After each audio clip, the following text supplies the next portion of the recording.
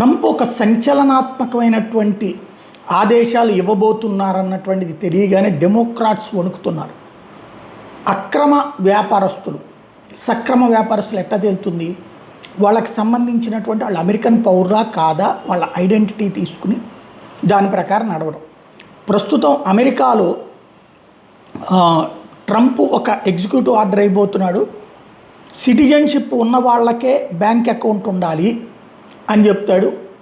అలాగే అక్కడ ఉద్యోగాలు చేసే వాళ్ళకి అక్కడ సిటిజన్షిప్ లేకపోతే H1B వీసా ఈ సిస్టంలో నడుస్తున్నటువంటి దానికి సపరేట్ డాక్యుమెంట్సు.